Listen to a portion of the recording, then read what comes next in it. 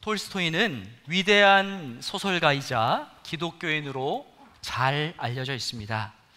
그는 전쟁과 평화, 안나 카레니나 같은 작품들을 발표해서 세계적인 명성을 누렸습니다. 그런데 행복하지 않았다고 합니다. 큰 성공을 이루었지만 도저히 피할 수 없는 죽음 앞에서 인생의 허무함을 인식하고 깊은 절망 가운데 빠졌다고 해요. 그래서 그는 사람이 왜 사는지를 고민하기 시작했고, 그러다가 사람은 사랑으로 사는구나 라는 것을 깨달았습니다. 그 뒤로 그 인생이 완전히 뒤바뀌었다고 합니다.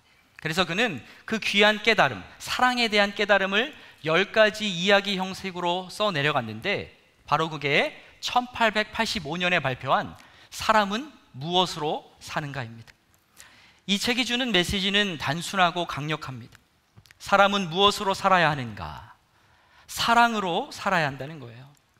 사람이 진정한 행복을 느끼려면 사랑하는 삶을 살아야 한다는 것입니다. 물질의 풍요보다 사랑의 풍성함이 훨씬 더 중요하다는 거죠. 우리 모두는 사랑을 원합니다. 누군가 나를 좋아하고 아껴주면 기분이 좋습니다. 그리고 나 역시 누군가를 아끼고 그 사람의 기쁨이 내 기쁨이 되는 사랑의 감정을 소유하게 되면 삶이 달라집니다.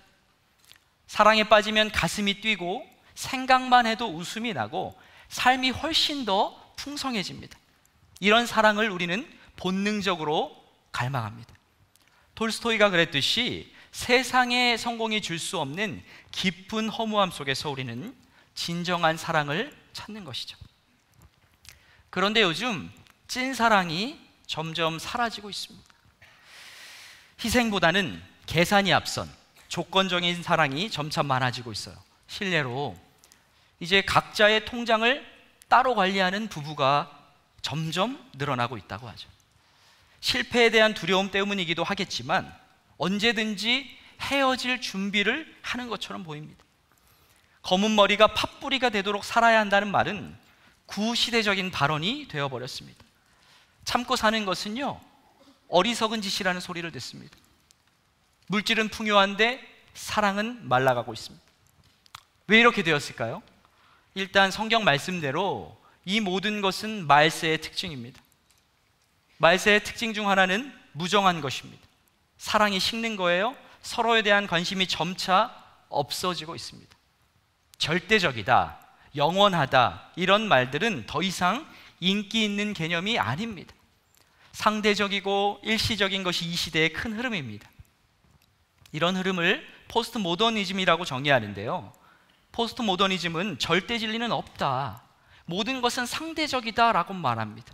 그 결과 성경도, 도덕도, 남자와 여자도, 그리고 사랑마저도 절대가 아니라 느낌과 선택이 되어버렸습니다. 그런데요, 지금은 여기서 한 걸음 더 나아갔습니다. 이제는 아예 현실 자체가 흐려지는 시대가 되었습니다. 사람들은 실제보다 가상 속에서 더 오래 머뭅니다. 누군가는 SNS 속 자신에게만 몰두하고 진짜 사람과 부딪히고 사랑하는 법은 점점 잊어갑니다. 심지어 누군가는 AI에게 사랑을 고백한다고 하죠. 이런 시대를 탈실제의 시대라고 부릅니다. 탈실제의 시대를 사랑과 연결해서 쉽게 말해본다면 이런 겁니다. 사랑이 식는 수준을 넘어서 진정으로 사랑해야 할 대상 자체를 잃어버리는 것입니다. 이렇게 탈실제, 탈사랑의 흐름 속에서 우리 믿는 자들은 사랑을 회복해야 하는 줄 믿습니다. 우리 믿는 자들은 세상과 구별돼야 되는데 구별됨에 있어서 가장 중요한 게 뭐냐? 바로 사랑이라는 거예요. 예수님은 구약의 613개의 율법을 딱 두 가지로 압축하셨는데 그것은 하나님 사랑과 이웃 사랑입니다. 우리 마태복음 22장 37절에 40절 함께 읽겠습니다. 예수께서 이르시되 내 마음을 다하고 목숨을 다하고 뜻을 다하여 주 너의 하나님을 사랑하라 하셨으니 이것이 크고 첫째 되는 계명이요 둘째도 그와 같으니 내 이웃을 내 자신과 같이 사랑하라 하셨으니 이 두 계명이 온 율법과 선지자의 강령이니라. 아멘. 예수님은 하나님을 사랑하고 이웃을 사랑하는 것이 모든 율법의 핵심이자 나아가야 할 방향이고 또 완성이라고 말씀하셨습니다. 쉽게 말해서 찐사랑을 하면 율법을 온전히 이루게 된다는 뜻입니다. 사랑이야말로 말씀 순종의 최고봉이라는 거예요. 우리 모두 성경에서 말하는 찐사랑을 회복해서 순종의 최고 반열에 오를 수 있기를 바랍니다. 예수님은 우리에게 하나님을 사랑하고 이웃을 사랑하라고 말씀하셨습니다. 하나님과 이웃 둘 다 사랑하라는 거예요. 하나님 사랑이 없는 이웃 사랑도 안 되고 이웃 사랑이 없는 하나님 사랑도 안 된다는 것입니다. 그런데 예수님은요, 하나님 사랑을 먼저 말씀하셨습니다. 하나님과 이웃을 다 사랑해야 하는데 하나님 사랑을 먼저 말씀하셨어요. 이것은 하나님을 사랑하는 것이 다른 어떤 것보다 우선이라는 뜻입니다. 그리고 하나님을 사랑할 때 비로소 이웃도 참되게 사랑할 수 있다는 뜻입니다. 다시 말해서 하나님과 사랑에 빠져야만 찐사랑을 회복할 수 있다는 거죠. 그래서 오늘은요, 하나님 사랑에 대해서 살펴보고자 합니다. 성경에서 하나님과 사랑에 빠진 대표적인 인물이 누구일까요? 다윗입니다. 다윗은 하나님과 사랑에 빠진 사람이었습니다. 하나님은 다윗을 향해서 내 마음에 합한 자라고 말씀하셨고 그의 예배를 심히 기뻐하셨습니다.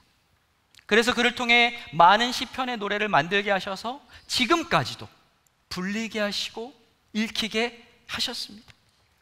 하나님이 이토록 예뻐하신, 다윗을 이토록 예뻐하신 이유는 그의 예배가 화려했기 때문이 아닙니다. 그가 온 힘을 다해 하나님을 사랑했기 때문입니다. 다윗은 그 누구보다 하나님의 사랑을 확신했고 그 사랑에 감격했고 그 사랑에 반응했습니다. 하나님을 진심과 전심으로 사랑했어요. 하나님은 다윗과 같은 예배자를 지금도 찾고 계십니다. 저와 여러분이 다윗처럼 하나님이 심히 기뻐하시는 예배자가 될 수 있기를 바랍니다.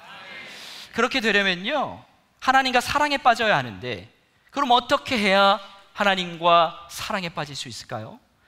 오늘 본문에 등장하는 다윗의 모습을 보면 하나님과 사랑에 빠진 사람들의 특징 4가지를 발견할 수 있습니다. 이 4가지 특징을 살펴보면서 하나님과 사랑에 빠지는 저와 여러분이 될 수 있기를 바랍니다. 첫째로, 하나님과 사랑에 빠지면 실패와 정죄의 자리에 오래 머물러 있지 않습니다. 실패와 정죄의 자리에 오래 머물러 있지 않아요. 다윗은 오늘 본문 이전에 큰 실패를 맛보았습니다.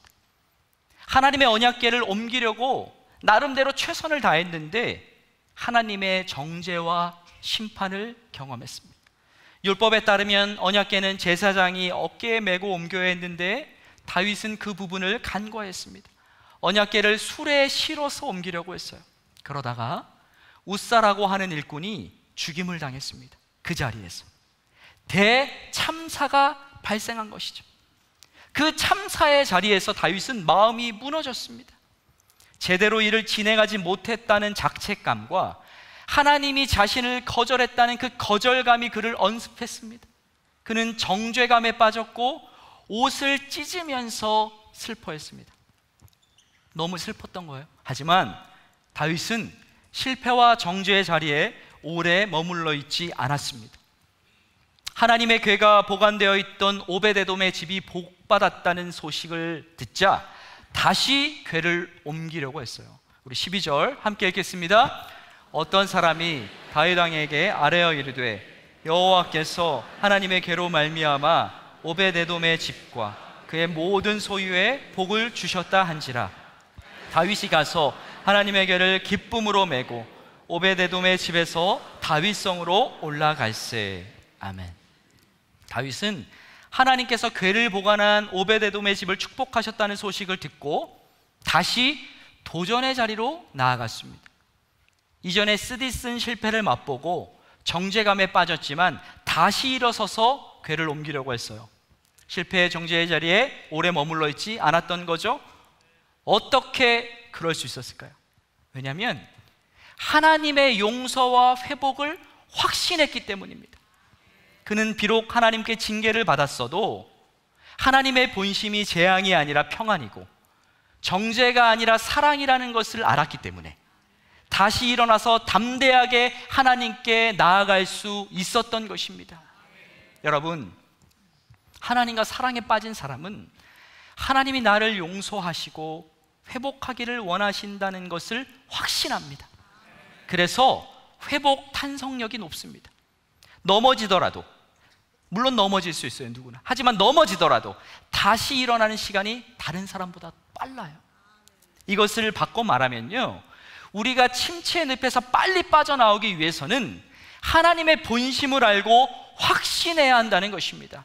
여러분, 우리를 향한 하나님의 본심은 재앙이 아니라 평안이고 정죄가 아니라 용서와 회복입니다. 하나님은 우리를 미워하지 않으세요. 우리가 신앙생활을 하다 보면 기도가 거절될 때도 있고, 아니면 어떤 잘못을 저질러서 징계, 채찍에 맞을 때도 있습니다. 하나님께 채찍에 맞으면 아파요. 그때 하나님이 내 존재 자체를 거절하시거나 미워하신다는 생각이 들 수 있습니다. 하지만 그것은 사실이 아닙니다. 사단의 속삭임입니다. 하나님은 우리의 어떠함을 뛰어넘어 사랑하십니다. 그리고 하나님이 징계를 내리시는 이유는 나를 미워해서가 아니라 바른 길로 인도해 주시기 위해서입니다. 하나님은 죄는 미워하시지만 죄인은 우리는 사랑하시는 줄 믿습니다. 여러분, 우리가 반드시 명심해야 할 것은 우리가 먼저 하나님을 사랑한 것이 아니라 하나님이 먼저 우리를 사랑하셨다는 사실입니다. 우리가 잘났을 때가 아니라 아직 죄인이었을 때, 그러니까 최악이었을 때 먼저 사랑하셨다는 거예요. 로마서 5장 8절입니다. 함께 읽겠습니다. 우리가 아직 죄인 되었을 때 그리스도께서 우리를 위하여 죽으심으로 하나님께서 우리에 대한 자기의 사랑을 확증하셨느니라. 아멘. 쉽게 말해서 우리가 별로였을 때 먼저 사랑하셨다는 거예요. 그러므로 지금 내가 부족하다고 해서 하나님이 그 사랑을 취소하시지 않습니다.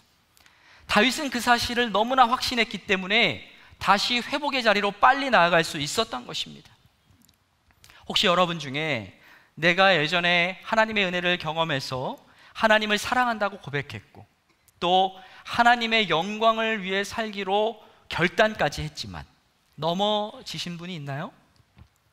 실수와 잘못을 저지르고 실패해서 낙심 가운데 계신 분이 있나요? 그래서 나를 향한 하나님의 시선이 이제는 사랑이 아니라 무관심 또는 미움이라고 느껴지시는 분이 있나요? 그것은 착각입니다. 우선 무엇이 착각이냐면 지금 내가 예전 같지 않다고 생각하는 것 자체가 착각입니다. 예전에는 내가 나름 괜찮게 신앙생활하는데 지금 너무 부족하다고 생각하시면 안 됩니다. 아닙니다. 예전에도 부족하셨습니다. 원래 그러셨어요. 여러분, 우리 모두는 원래가 별로인 인생이었습니다. 예전에 깨닫지 못해서 그렇지 모르고 저지른 죄가 어마무시합니다. 그 최악의 모습일 때 하나님께서 나를 먼저 사랑하신 것입니다.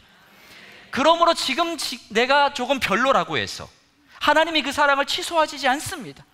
하나님의 사랑은 우리의 어떠함과 부족함을 뛰어넘습니다. 끝까지 붙잡고 이끌어 주세요. 여러분, 이렇게 하나님의 변치 않는 사랑을 깨닫게 되면 하나님과 사랑에 빠집니다. 그리고 실패와 정죄의 자리에 오래 머물러 있지 않습니다. 변하는 내 모습과 상황이 아니라 변하지 않는 하나님의 사랑에 시선을 두시기 바랍니다. 그래서 때로 실패하고 넘어질지라도 내 생각과 판단이 아니라 말씀에 근거한 하나님의 본심에 집중하시기 바랍니다. 그리하여 실패와 정죄의 자리에 머물러 계지 마시고 속히 회복의 자리로 나아가시길 주님의 이름으로 축복합니다. 둘째, 하나님과 사랑에 빠지면 하나님을 기뻐합니다.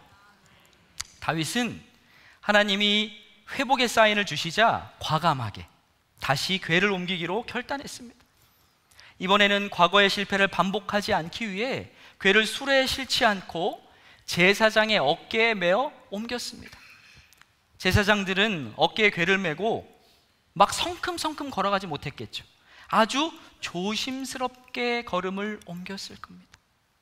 왜냐하면 불과 몇 달 전에 웃사가 궤를 옮기다가 죽임을 당했기 때문이죠. 그래서 한 걸음 한 걸음이 아주 긴장의 연속이었을 것입니다.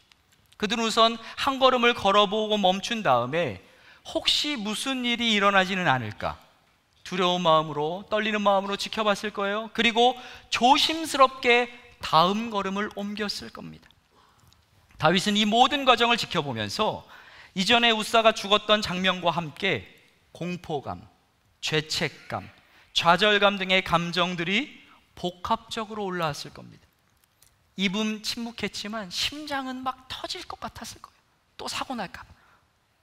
제사장들이 아주 조심스럽게 6걸음을 옮겼음에도 아무런 일이 일어나지 않자 그제야 다윗은 하나님이 궤에 옮기는 것을 허락하셨다는 것을 확신하고 심히 감격하며 기뻐했습니다. 그리고 그 기쁨을 예배로 표현했습니다. 13절 함께 읽겠습니다. 여호와의 궤를 맨 사람들이 제사를 드리고, 다윗은 하나님의 궤를 맨 사람들이 6걸음을 옮기는 것을 본 후에 곧바로 소와 살찐 송아지로 제사를 드렸습니다. 하나님께 기쁨 예배를 올려드린 것이죠. 하나님을 너무나 사랑했기 때문에 하나님이 자신의 정성을 받으셨다는 사실 하나만으로도 감동과 감사의 예배가 터져나온 것이죠. 다윗은 소와 살찐 송아지로 예배를 드리는 것에, 제사를 드린 것에 멈추지 않았습니다. 힘을 다해 춤을 췄습니다. 14절 함께요. 다윗이 여호와 앞에서 힘을 다하여 춤을 추는데 그때 다윗이 배 에봇을 입었더라. 아멘. 한글 성경으로 보면 단순히 힘을 다하여 춤을 췄다고 기록되어 있지만 히브리어 원문을 보면 힘을 다하여 앞에 콜이라는 단어가 있습니다. 이 콜은요, 모든 또는 온이라는 뜻입니다. 그러니까 다윗이 단순히 춤을 춘 것이 아니라 온 힘을 다하여, 모든 힘을 다하여 하나님 앞에서 열정적으로 춤을 춘 것입니다. 다윗이 이렇게 온 힘을 다해 춤을 추었던 이유는 왕으로서 사람들 앞에서 이전의 실패를 극복하는 모습을 보여줬기 때문이 아닙니다. 언약궤 때문도 아니에요. 언약궤에 임재하시는 하나님 때문입니다. 하나님 한 분 때문에 기뻐한 거예요. 그러니까 다윗은 다른 어떤 것이 아니라 하나님 자체를 너무나 기뻐해서 춤을 춘 것입니다. 여러분, 하나님을 사랑하는 것은 하나님을 기뻐하는 것입니다. 그런데 하나님을 기뻐하는 것보다 하나님을 기쁘시게 하는 것에 더 집중하는 분들이 계세요. 하나님을 기뻐하는 것과 하나님을 기쁘게 해드리는 것은 차이가 있습니다. 물론 하나님을 기쁘시게 하는 것도 중요합니다. 우리는 날마다 하나님의 기쁨이 되기 위해서 노력해야 합니다. 그러나 그것보다 더 중요한 것은 하나님 자체를 기뻐하는 것입니다. 왜냐하면 여러분, 하나님을 기쁘시게 하는 것은요, 하나님을 사랑하지 않아도 가능합니다. 종교적인 의무감 때문이나 두려움 때문에 하나님을 기쁘시게 하려고 할 수 있고, 아니면 어떤 보상을 바라서 그럴 수 있습니다. 하지만 하나님을 기뻐하는 것은 하나님을 사랑하지 않으면 할 수 없습니다. 하나님과 친밀한 관계에서 비롯된 사랑이 싹터야만 하나님을 기뻐할 수 있고 하나님 한 분만으로 만족할 수 있는 것입니다. 그리고 하나님을 기뻐하면 자연스럽게, 그리고 진심으로 하나님의 기쁨이 되길 원하는 거예요. 그러므로 하나님을 기뻐하는 것이 먼저고 너무 중요하다는 것입니다. 웨스트민스터 소요리 문답 제1문은 이렇게 물어봅니다. 사람의 제일 되는 목적이 무엇입니까? 그리고 그에 대한 대부로 이렇게 말합니다.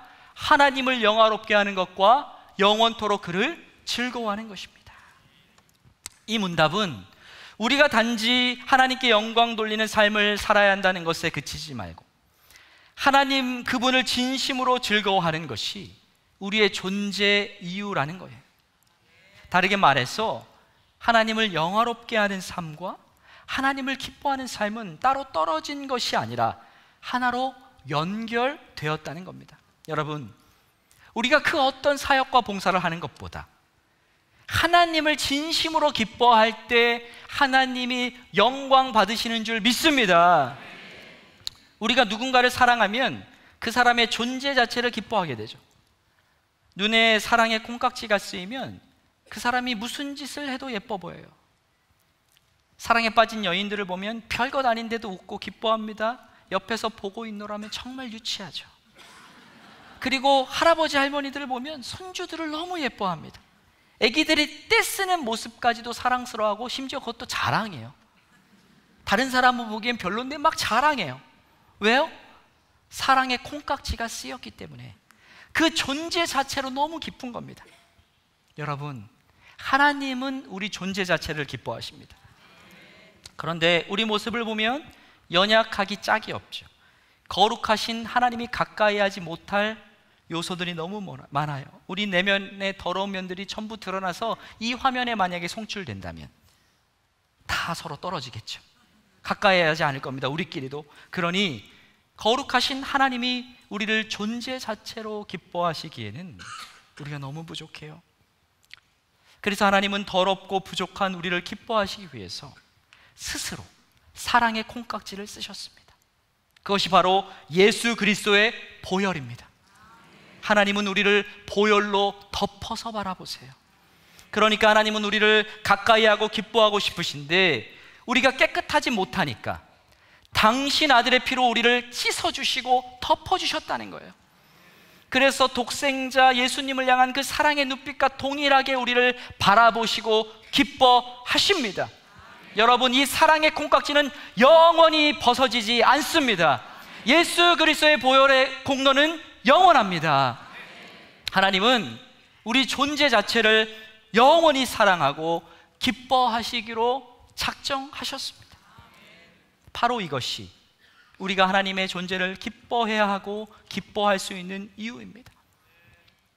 우리는 하나님이 축복이나 도움을 주시는 것 같으면 기뻐하고 그렇지 않으면 섭섭해하는 단계를 벗어나야 합니다. 이미 하나님 우리에게 최고의 선물인 구원을 주셨습니다. 죽어봐야 천국이에요. 그리고 우리가 느끼지 못해서 그렇지 늘 축복하시고 돕고 계십니다. 그러므로 하나님의 도움이나 축복의 손길보다 하나님 존재 자체를 기뻐하실 수 있기를 바랍니다. 조건 때문이 아닌 존재 자체를 기뻐할 때 비로소 진정한 사랑의 단계로 나아가는 것입니다. 그리고 이렇게 되면 하나님이 크게 영광을 받으십니다. 어떤 상황과 환경에 놓인다 할지라도 하나님 한 분만으로 기뻐하는 저와 여러분이 되길 축복합니다. 셋째, 하나님과 사랑에 빠지면 사람들의 시선보다 하나님의 시선을 의식합니다. 다윗은 언약궤를 옮기게 되자 너무 기뻐하며 온 힘을 다해 춤을 추었습니다. 거기에는 수많은 사람들이 함께 있었습니다. 그런데 성경은 독특한 표현을 합니다. 14절 다시 읽겠습니다. 다윗이 여호와 앞에서 힘을 다하여 춤을 추는데, 아멘. 성경은 다윗이 수많은 사람들과 함께 있었잖아요. 그런데 사람들 앞에서가 아니라 하나님 앞에서 춤췄다고 말합니다. 사람들의 시선이 아닌 하나님의 시선을 의식하며 나아갔다는 뜻입니다. 그리고 성경은 그가 배 에봇을 입었다고 말씀합니다. 배 에봇은 제사장들이 입는 고운 배로 만든 옷인데 크게 두 종류가 있습니다. 대제사장이 입는 화려한 배옷이 있고 또 간소한 세마포로 만든 배옷이 있어요. 다윗이 입었던 것은요, 화려한 배옷이 아니라 간소한 배옷이었을 겁니다. 왜냐하면 대제사장이 입는 옷은 오직 아론의 후손들만 입도록 정해져 있는데 다윗이 율법을 어겼을 리 없기 때문입니다. 그가 이전에 율법을 어겨서 궤를 옮기다가 큰 실패를 맛봤잖아요. 그러니까 이번에 율법을 어겼을 리가 없는 거예요. 다윗은요, 왕이었음에도 왕복을 입고 근엄하게 있지 않았습니다. 겸손과 헌신을 상징하는 배옷을 입었습니다. 그러니까 다윗은 왕으로서 그 자리에 있었던 것이 아니라 하나님 앞에서 한 명의 예배자로 있었던 것입니다. 그리고 다윗은 살이 드러날 정도로 힘을 다해 춤을 추었습니다. 이 때문에 그의 아내 미갈이 그를 업신여길 정도였습니다. 16절 하반절 함께 읽겠습니다. 사울의 딸 미갈이 창으로 내다보다가 여호와 앞에서 뛰놀며 춤추는 것을 보고 심중에 그를 업신여기니라. 어떻게 다윗은 왕의 체면을 내려놓고 베옷을 입고 살이 드러날 정도로 춤을 출 수 있었을까요? 그것은 사람들보다 하나님의 시선이 더 중요했기 때문이고 사람들보다 하나님을 더 사랑했기 때문입니다. 우리 그림에서 다윗의 표정을 보면 사람들 많지만 하나님께만 집중하고 있죠. 하나님 때문에 기뻐하며 하나님 앞에 있어요. 이처럼 춤을 췄을 겁니다. 반면에 미갈이 왕이자 자신의 남편인 다윗의 모습을 부끄러워한 이유는 하나님보다 사람들의 시선을 더 의식했기 때문입니다. 그녀에게는 하나님보다 사람들의 평가가 더 중요했습니다. 그리고 이것은 그녀가 하나님을 전심으로 사랑하지 않았다는 것을 드러냅니다. 내 체면을 넘어설 만큼은 하나님을 사랑하지 않았던 거예요. 우리가 사람과 사랑에 빠지면 그 사람이 계속 아른거리죠. 보고 있어도 보고 싶은 그대라는 노래가 있잖아요. 계속 보고 싶어집니다. 다른 사람들이 곁에 있어도 그 사람만 보입니다. 마찬가지로 하나님과 사랑에 빠지면 하나님이 아른거립니다. 하나님께 시선을 둡니다. 하나님 앞에서 살아갑니다.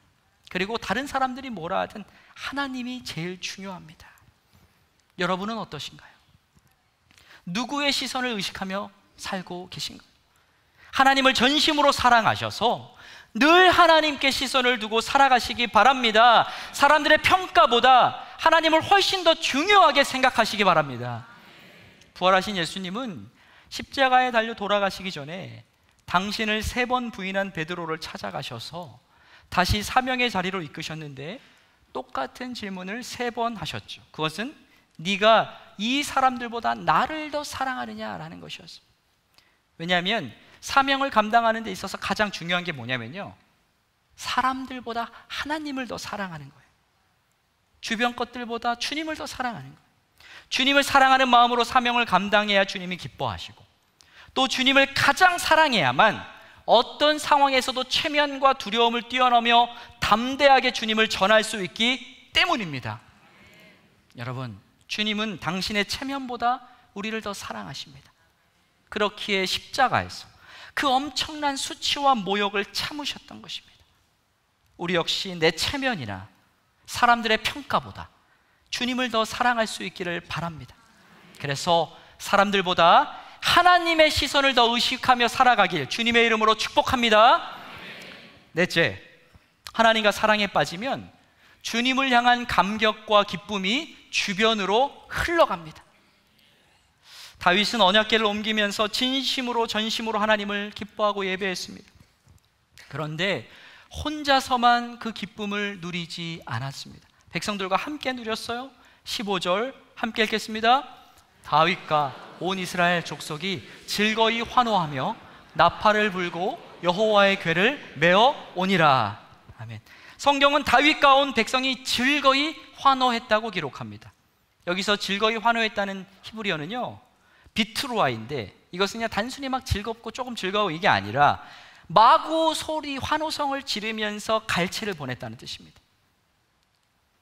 뜨거운 현장이 된 거예요. 그러니까 이것은 하나님을 향한 다윗의 감격과 기쁨이 옆에 있는 함께 있는 백성들에게도 큰 영향을 줘서 엄청난 축제 현장이 되어 버린 것입니다.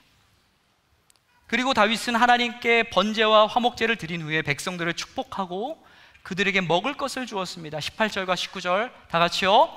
다윗이 번제와 화목제 드리기를 마치고 만군의 여호와의 이름으로 백성에게 축복하고 모든 백성 곧 이스라엘 무리에게 남녀를 막론하고 떡 한 개와 고기 한 조각과 건포도 떡 한 덩이씩 나누어 주매 모든 백성이 각기 집으로 돌아가니라.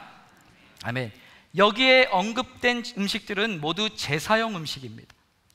레위기를 보면 하나님께서 화목제물을 드린 후에 참여자들로 하여금 그 제물을 함께 나누어 먹도록 하셨습니다.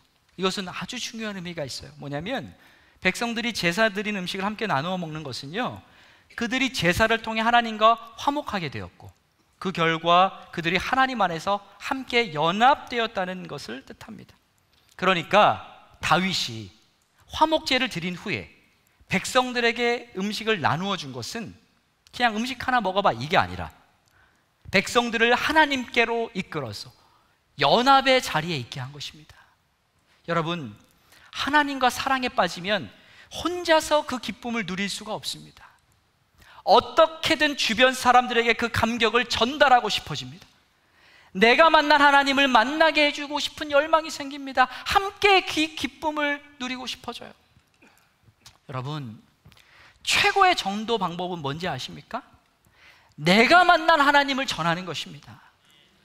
사도 바울은 다메섹 도상에서 주님을 만났는데 복음을 전할 때 자주 이 사건을 언급했습니다. 자신이 만난 주님을 전했어요. 그리고 바울은 갈라디아서 2장 20절 하반절에서 이렇게 말했습니다. 나를 사랑하사 나를 위하여 자기 자신을 버리신 하나님의 아들을 믿는 믿음 안에서 사는 것. 그러니까 나를 사랑하사 나를 위하여 나를 사랑하신 그 주님을 전한 거죠. 또 고린도전서 15장 10절 상반절에서는 이렇게 말했죠. 내가 나 된 것은 하나님의 은혜로 된 것이니 내게 주신 그의 은혜가 헛되지 아니야. 바울은 주님께 받은 은혜가 너무 크고 확실했습니다. 그래서 다른 사도들에게 들은 은혜가 아니라 주님께서 직접 내게 주신 그 은혜를 전한 거예요.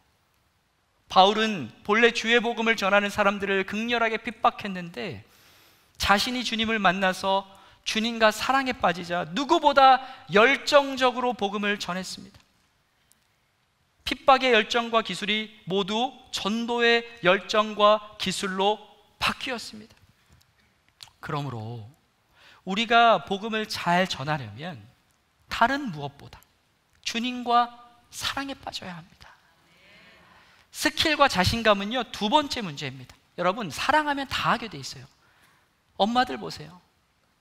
아이가 없을 때는 연약했다가도 아이들 앞에서는 슈퍼맨이 되잖아요. 왜요? 사랑하니까.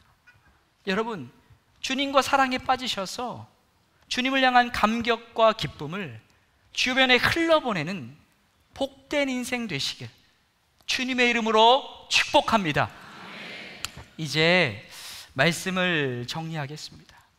지금까지 다윗의 모습을 통해 하나님과 사랑에 빠진 사람의 특징 4가지를 살펴보았는데 우리 함께 읽어보겠습니다. 제가 첫째 하면 쭉 읽어주세요. 첫째, 정죄의 자리에 오래 머물러 있지 않습니다. 왜요? 하나님의 본심이 정죄와 심판이 아니라 용서와 회복이라는 것을 알기 때문입니다. 실패와 정죄의 자리에 오래 머물러 있는 것은 결코 하나님의 뜻이 아닙니다. 내 감정과 판단이 아니라 주님의 본심의 시선을 고정하셔서 회복의 자리로 나아가시길 바랍니다. 둘째, 하나님을 기뻐합니다. 이것을 다르게 표현하면 하나님 한 분만으로 만족하는 겁니다. 하나님은 우리를 그리스도의 보혈로 덮으셔서 우리 존재 자체를 영원히 사랑하고 기뻐하시기로 작정하셨습니다. 우리 역시 그러해야 합니다. 그 어떤 사역보다 하나님 자체를 기뻐하는 것에 열심을 내시기 바랍니다. 그리고 조건 때문이 아니라 하나님의 존재 자체를 기뻐해서 진정한 사랑의 단계로 나아가시길 소망합니다. 셋째, 사람들의 시선보다 하나님의 시선을 의식합니다. 사람들의 평가보다 하나님의 시선을 더 중요하게 생각하고 내 체면보다 주님을 더 소중하게 여기는 저와 여러분이 되기를 바랍니다. 넷째, 주님을 향한 감격과 기쁨이 주변으로 흘러갑니다.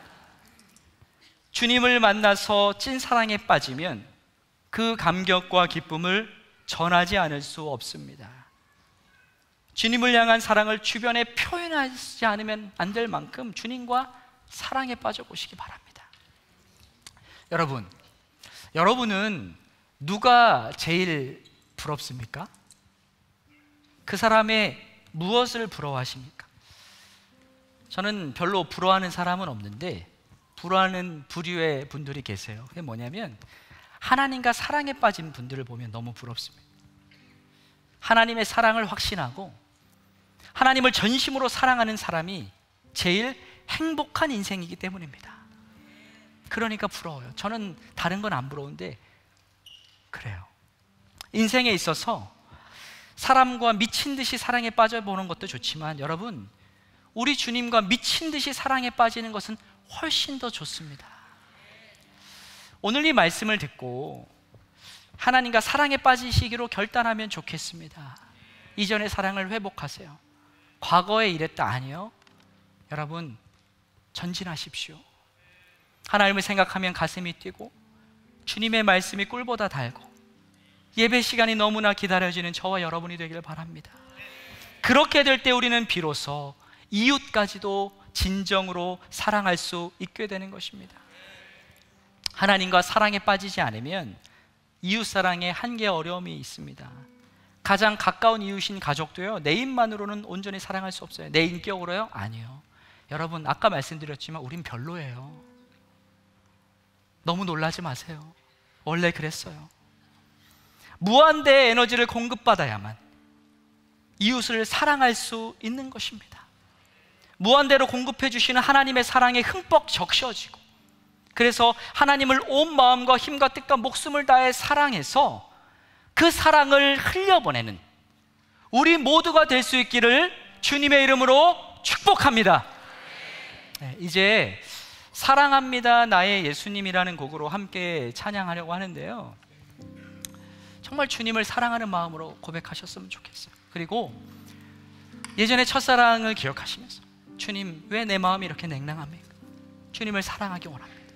이전보다 더 주님을 사랑하기 원한다는 바람으로 찬양했으면 좋겠는데, 가사가 제가 좀 개사를 했어요. 예수님도 있지만 대상이 하나님도 있고 성령님도 있습니다. 그래서 찬양을 좀 충분히 하려고 설교를 빨리 했거든요. 우리 찬양을 함께 찬양하겠습니다. 사랑합니다 나의 예수님, 사랑합니다 아주 많이요. 사랑합니다 나의 예수님, 사랑합니다 그것뿐이에요. 사랑한다 하더라 주님의 음성입니다. 사랑한다 하더라 내가 너를 잘 아노라. 내가 너를 잘 아노라. 사랑한다 내 딸아, 내게 축복 가슴에 손을 얹고 더하노라. 사랑합니다 나의 하나님. 사랑합니다 진심으로 고백합시다. 나의 하나님,